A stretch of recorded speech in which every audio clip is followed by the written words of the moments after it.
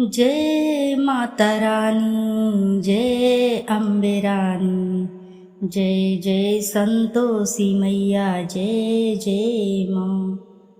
नमस्कार प्रिय भक्तगणों, स्वागत है आप सभी का आपके अपने चैनल ज्ञानर्थ में। आप सभी का दिन शुभ और मंगलमय हो। माँ संतोषी की कृपा आपके और आपके समस्त परिवार पर सर्वदा बनी रहे।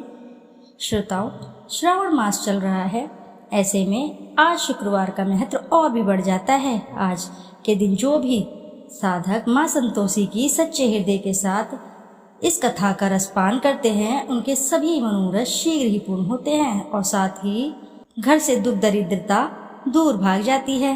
तो आइए ऐसे में रसपान करेंगे ध्यान पूर्वक मन लगाकर माँ संतोषी की पावन एवं पुण्य फल देने वाली व्रत कथा, माँ संतोषी की व्रत कथा। तो श्रोताओं, आइए ध्यान लगाकर श्रवण करेंगे प्रेम पूर्वक माँ संतोषी की व्रत कथा। श्रावण मास में सुख देने वाली माँ संतोषी की व्रत कथा। एक बुढ़िया थी, उसके 7 बेटे थे। 6 कमाने वाले थे जबकि एक निकम्मा था। बुढ़िया 6 बेटों की रसोई बनाती, भोजन कराती, उनसे जो कुछ जूठन बचता वह 7वें को दे देती। एक दिन वह पत्नी से बोला, देखो मेरी माँ को मुझ पर कितना प्रेम है। वह बोली, क्यों नहीं, सबका जूठा जो तुमको खिलाती है। वह बोला, ऐसा नहीं हो सकता, मैं जब तक अपनी आंखों से ना देख लूं मान नहीं सकता। बहू हंसकर बोली, देख लोगे तब तो मानोगे। कुछ दिन बाद त्योहार आया। घर में 7 प्रकार के भोजन और चूरमे के लड्डू बने। यह सब जांच करने के लिए सिर दुखने का बहाना कर पतला वस्त्र सिर पर ओढ़े रसोई घर में सो गया। वह कपड़े में से सब देखता रहा। 6 भाई भोजन करने आए। उसने देखा माँ ने उनके लिए सुंदर आसन बिछाकर नाना प्रकार की रसोई परोसी और आग्रह करके उन्हें जमाया। वह देखता रहा। 6 भोजन करके उठे तब माँ ने उनकी जूठी थालियों में से लड्डुओं के टुकड़े उठाकर एक लड्डू बनाया। जूठन साफ कर बुढ़िया माँ ने उसे पुकारा, बेटा 6 भाई भोजन करके चले गए, अब तू ही बाकी है, अब तू कब खाएगा। वह कहने लगा, माँ मुझे भोजन नहीं करना, मैं अब परदेश जा रहा हूँ। माँ ने कहा, कल जाता है सो आज ही चला जा। वह बोला, हाँ आज ही चला जा रहा हूँ। यह कहकर वह घर से निकल गया। 7वें बेटे को परदेश जाते समय पत्नी की याद आ गई। वह गौशाला में कंडे उपले थाप रही थी। वहां जाकर बोला, अब हम जावे परदेश, आवेंगे कुछ काल, तुम रहियो संतोष से धर्म अपनो पाल। वह बोली, जाओ पिया आनंद से, हमरो सोच हटाए, राम भरोसे हम रहे, ईश्वर तुम्हें सहाय। 2 निशानी आपन देख धरू में धीर, सुधी मती हमारी, बिसारियो रखियो मन गंभीर। वह बोला, मेरे पास तो कुछ नहीं, यह अंगूठी है सो ले ले और अपनी कुछ निशानी मुझे दे। वह बोली, मेरे पास क्या है, यह गोबर भरा हाथ। यह कहकर उसकी पीठ पर गोबर के हाथ की थाप मार दी। वह चल दिया। चलते चलते दूर देश पहुंचा। वहां एक साहूकार की दुकान थी। वहां जाकर कहने लगा, भाई मुझे नौकरी पर रख लो। साहूकार को जरूरत थी। बोला, रह जा। लड़के ने पूछा, तनख्वाह क्या दोगे। साहूकार ने कहा, काम देखकर दाम मिलेगा। साहूकार की नौकरी मिली। वह सुबह 7 बजे से 10 बजे तक नौकरी बजाने लगा। कुछ दिनों में दुकान का सारा लेन देन, हिसाब किताब, ग्राहकों को माल बेचना, सारा काम करने लगा। साहूकार के साथ 8 नौकर थे। वे सब चक्कर खाने लगे। यह तो बहुत होशियार बन गया। सेठ ने भी काम देखा और 3 महीने में ही उसे आधे मुनाफे का हिस्सेदार बना लिया। वह कुछ वर्ष में ही नाबी सेठ बन गया और मालिक सारा कारोबार उस पर छोड़कर चला गया। इधर उसकी पत्नी को सास ससुर दुख देने लगे।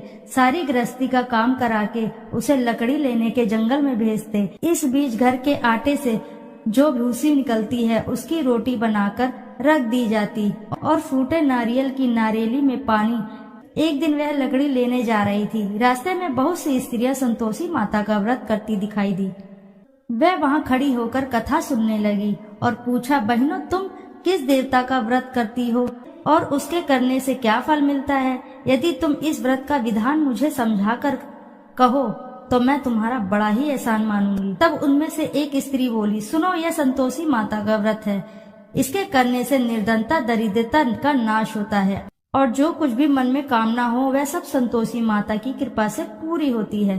तब उसने उस व्रत की विधि पूछी।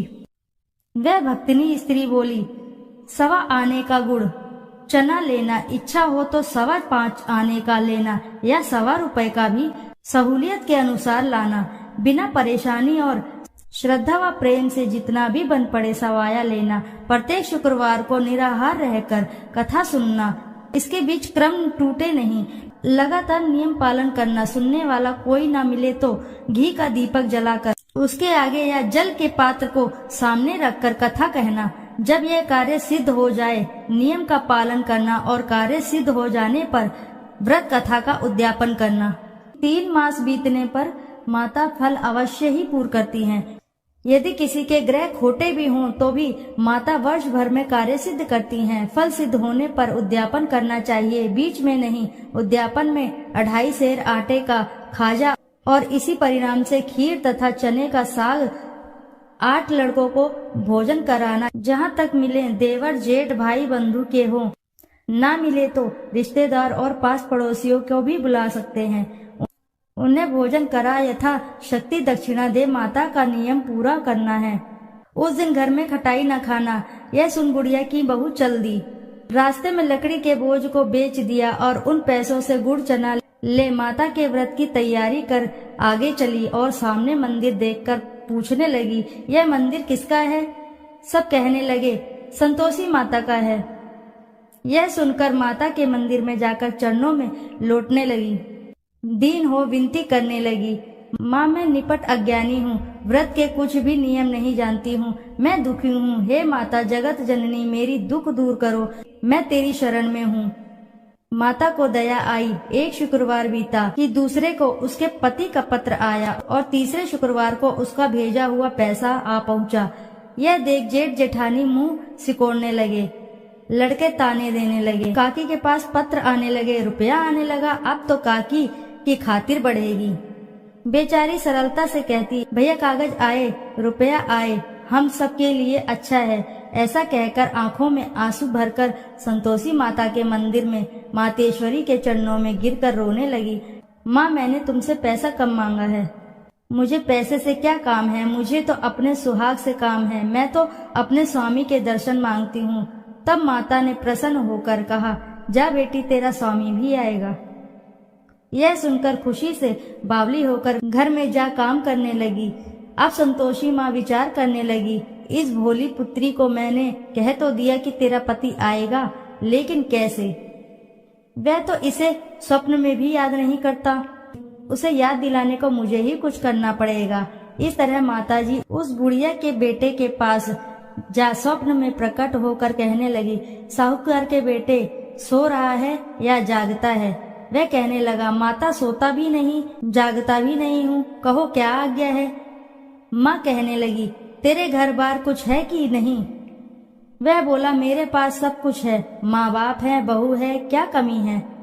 माँ बोली, भोले पुत्र तेरी बहू घोर कष्ट उठा रही है, तेरे माँ बाप उसे परेशानी दे रहे हैं, वह तेरे लिए तरस रही है, तू उसकी सुध ले। वह बोला, हाँ माताजी यह तो मालूम है, परंतु जाऊं तो जाऊं कैसे? परदेश की बात है, लेन देन का कोई हिसाब नहीं, कोई जाने का रास्ता नहीं आता, कैसे चला जाऊं? माँ कहने लगी, मेरी बात मान, सवेरे नहा धोकर संतोषी माता का नाम ले, घी का दीपक जलाकर दंडवत कर दुकान पर जा बैठ। देखते ही देखते सारा लेन देन चुक जाएगा, जमा का माल भी बिक जाएगा, सांझ होते होते धन का भारी ठेल लग जाएगा। अब बूढ़े की बात मानकर वह नहा धोकर संतोषी माता को दंडवत घी का दीपक जला दुकान पर जा बैठा। थोड़ी देर में देने वाले रुपया लाने लगे, लेने वाले हिसाब लेने लगे, खरीदार नगद दाम दे सौदा करने लगे। शाम तक धन का भारी ठेल लग गया। मन में माता का नाम ले, चमत्कार देख प्रसन्न हो घर ले जाने के वास्ते गहना कपड़ा सामान खरीदने लगा। यहाँ काम से निपट तुरंत घर को रवाना हुआ। उधर उसकी पत्नी जंगल में लकड़ी लेने जाती, लौटते वक्त माता जी के मंदिर में विश्राम करती। वह तो उसके प्रतिदिन रुकने को जो भी स्थान ठहरा धूल उड़ती हुई देख वहां माता से पूछती है, हे माता, यह धूल कैसे उड़ रही है? माता कहती है, हे पुत्री, तेरा पति आ रहा है। अब तू ऐसा कर, लकड़ियों के 3 बोझ बना ले, एक नदी के किनारे रख और दूसरा मेरे मंदिर व तीसरा अपने सिर पर। तेरे पति को लकड़ियों का गट्ठर देख मोह पैदा होगा, वह यहाँ रुकेगा, नाश्ता पानी खाकर माँ से मिलने जाएगा। तब तू लकड़ियों का बोझ उठाकर जाना और चौक में गट्ठर डालकर जोर से आवाज लगाना, लो सासू जी, लकड़ियों का गट्ठर लो, भूसी की रोटी दो, नारियल के खोपड़े में पानी दो, आज मेहमान कौन आया है।